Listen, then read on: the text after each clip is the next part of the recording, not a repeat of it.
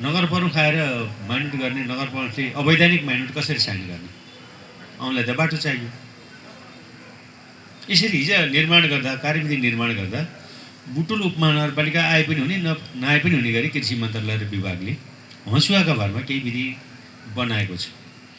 अब प्रतिनिधि आउनुभएकोलाई मलाई भन्नु केही छैन, विभागबाट डिसी साहब आउनु होला एक दिनमा, समय माग्नुभएको थियो हिजो। अलिकति मैले अरूसँग भन्दा अलिक रुखु कडा कुरा पनि गरेँ उहाँसँग, किनकि कृषि विभाग र मन्त्रालयसँग हाम्रो चित्त दुखाइ छ।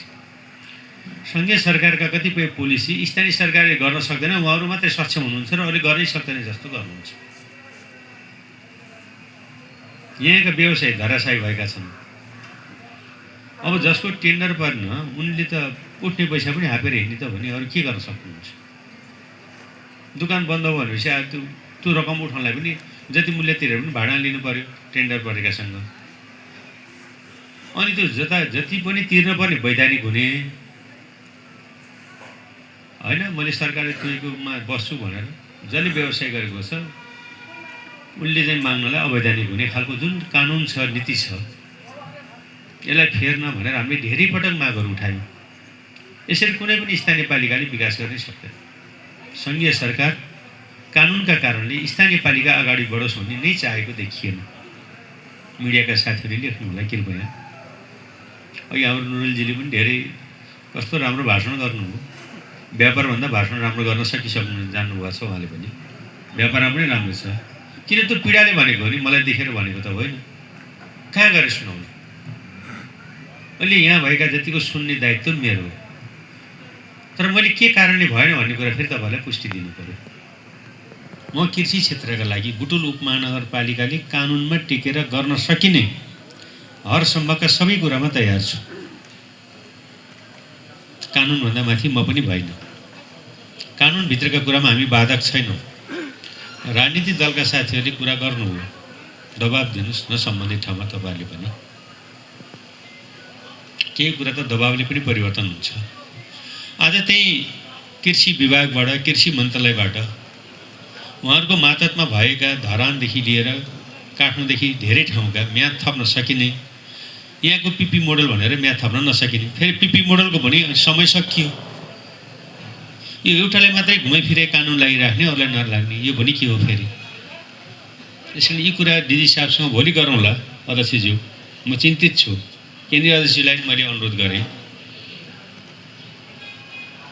हामी यो विषयमा गम्भीर छौँ। बुटुल उपमहानगरपालिका तपाईँहरूलाई अहिले बाध्य हुने स्थिति हुन्थेन। हामी पिपी मोडलमा छौँ, हाम्रो रकम बाँकी छ, त्यसैले हाम्रो पनि हक छ, स्वामित्व छ, कसरी जान मिल्छ।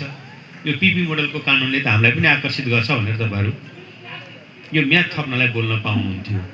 त्यो कुरा फेरि तपाईँहरूले रकम समायोजन भाडामा गरेका कारणले, त्यो हस्ताक्षर गरेका कारणले तपाईँहरूले नै सहमतिमा पिपी मोडलबाट ब्याक भएको विगतमा देखिन्छ। यी दुईटा कारणले गर्दा मेरो अध्ययनमा है, यदि मैले सिंहदरबारभित्रका ठुला ठालु अन्तका जति रैती हुन् र यो परम्परा तोडिन पर्दैन र त्यसैले स्थानीय सरकारको पनि कतिपय कुरामा विमति छ। स्थानीय सरकारलाई बलियो बनाएर स्थानीय सरकारले गर्नुपर्ने काममा सङ्घीय सरकार र त्यहाँभित्रका कर्मचारी हाबी हुने जुन परम्परा छ, यसले सङ्घीयता बलियो हुन सक्दैन।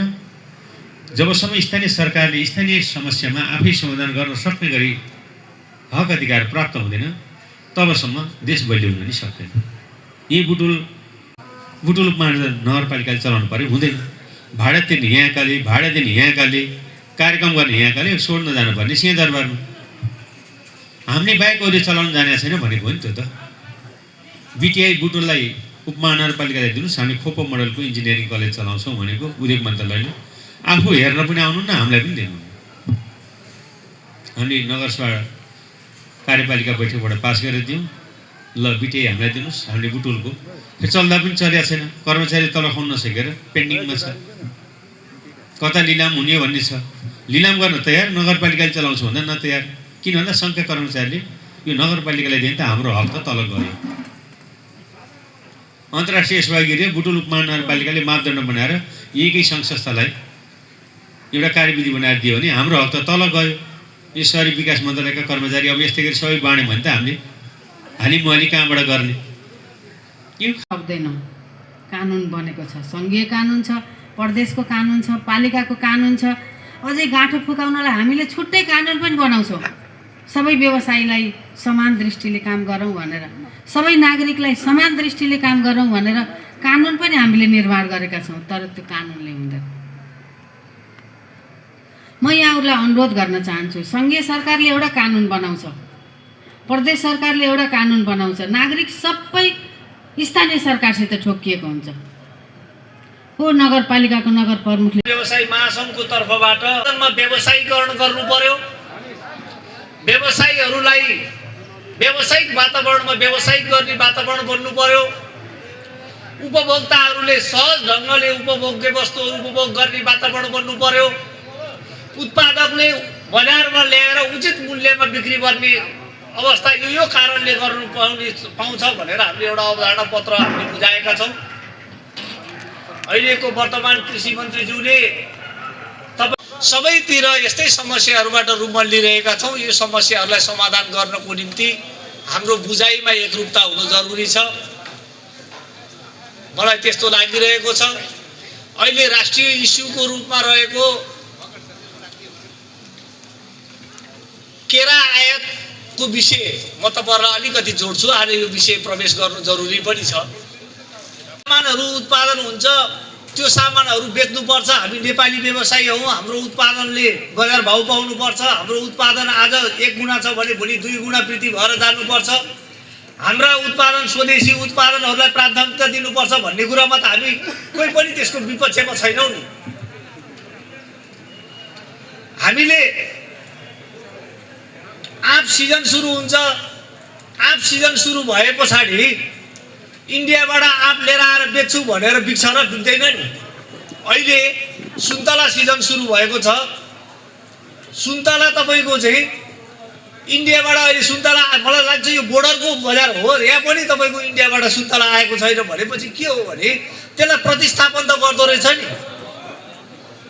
उत्पादनलाई हामीले प्राथमिकता दियौँ, त्यो उत्पादनलाई प्राथमिकता दियौँ र हाम्रो नेपाली उत्पादन राम्रो भयो भने त त्यसले त यसै बजार मूल्य पाइहाल्छ नि। तर हामी कहाँ पनि उत्पादन छैन। हामीले बाहिरबाट म एउटा तपाईहरुलाई के भन्न चाहन्छु भनेदेखि आज यो अवस्था हामी फलफुल तथा तरकारीका व्यवसायीहरू भन्नलाई मान्छेले जे भने पनि हामी एकदम यो व्यवसाय कस्तो छ भने यो जब कोरोना लाग्यो, महामारी फैलियो अनि सारा तपाईको करोडौं लागतका तपाईको चाहिँ व्यवसायहरू धाराशायी भए। काठमाडौँको उदाहरण दिन चाहन्छु, तपाईको करोडौं गर्ने कुरामा संघीय सरकारको त्यसमा अलि महत्त्वपूर्ण किसिमले भूमिका निर्वाह गर्न सक्यो भने तपाईँ व्यवसायको सुरक्षा हुन सक्छ, हुन पर्छ। त्यसमा हामी निजका सबै व्यवसायिक संस्थाहरू यहाँका व्यवसायका पक्षमा छौँ।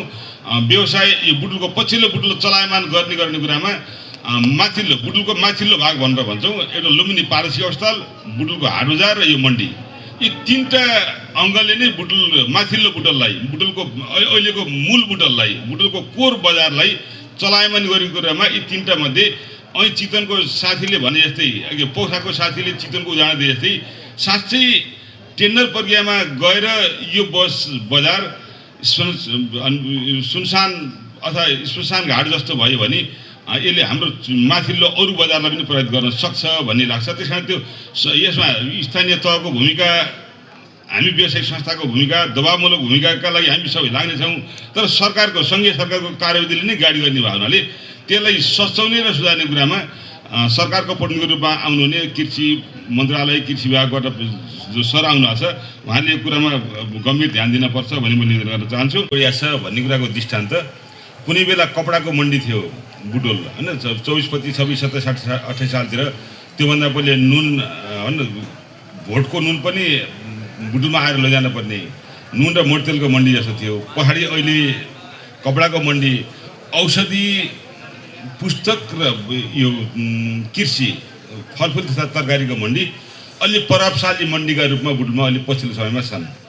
यसले सिङ्गो देशसँग जोड्ने कुराका लागि लुम्बिनी फलफुल तरकारी तथा तरकारी थोक व्यवसायमा जोडिएका साथीहरू धन्यवादको पात्र हुनुहुन्छ। यसले उपभोक्ता र कृषकहरूलाई जोड्ने कामका लागि कहिलेकाहीँ बिचौलिया भन्ने, अपमान गर्ने, अपशब्द प्रयोग गर्ने व्यापार भनेकै सहजकर्ता भने पनि हुन्छ, अब नाम के दिनु छ थाहा छैन, तर व्यापार भनेको तुरन्त लाभका हिसाबले मुनाफा आर्जन गर्ने पेसा व्यवसाय भएको हुनाले त्यसलाई तल्लो स्तरको र अपमानित हुने गरी दलाल भनिरहनु पर्दैन। व्यापारमा लगानी गर्छ, लगानी गर्नुपर्दा मुनाफा सानो ठुलो सबै व्यवसायले लिने कुरा हो, यसो कति केही कुरो भएन।